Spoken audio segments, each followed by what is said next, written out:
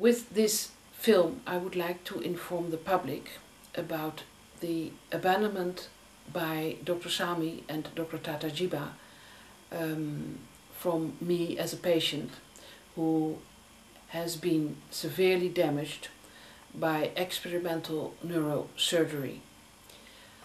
Dr. Tatagiba and Dr. Samii from Hanover have operated on me and informed me that they would help me with the problem that I became conscious when I turned my head to the right. They proposed to do a decompression of the 8th cranial nerve from compression of a vein by inserting a piece of Teflon.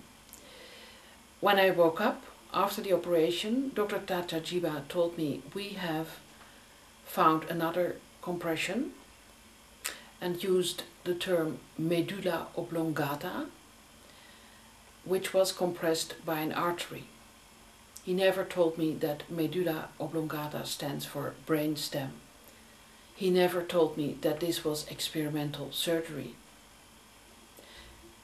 They have not informed me about the second decompression before they did it, and they have never asked my permission.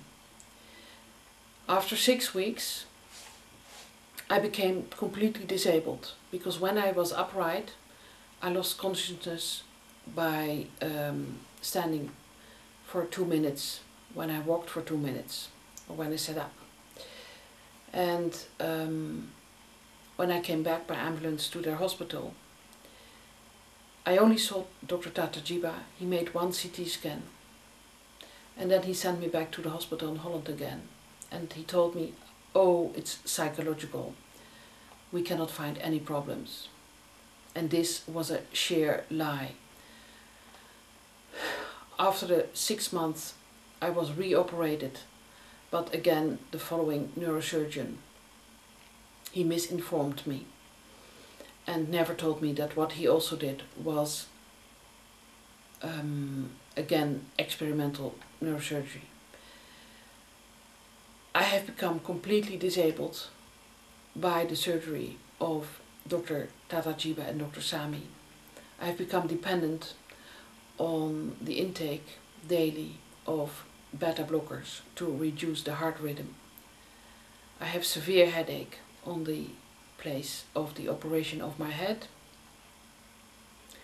and I can only walk for approximately 10 meters. I have become completely wheelchair bound, and this all to the experimental neurosurgery by Dr. Tatagiba and Dr. Samii, who never informed me about this and who never asked my permission. What is most serious, that both these doctors refuse to answer my questions for information, to answer my questions for help. And this has induced me to inform myself about the situation for victims of medical errors nationally and internationally, and I found out that usually doctors impose a wall of silence in order to cover up their errors and also to cover up the errors of other doctors. Because when everybody is silent, nobody will be held accountable. This is criminal, and this should stop. And you, Dr. Tatagiba, and you, Dr. Samii, you should know you will not get away with it. No way. What I strive for, and many others, is registration, research and prevention of medical errors, and above all, honest information to the victims or the relatives of those who have not been able to survive. So first of all, information and remedial medical care to repair the damage, because this is your professional, ethical and legal obligation.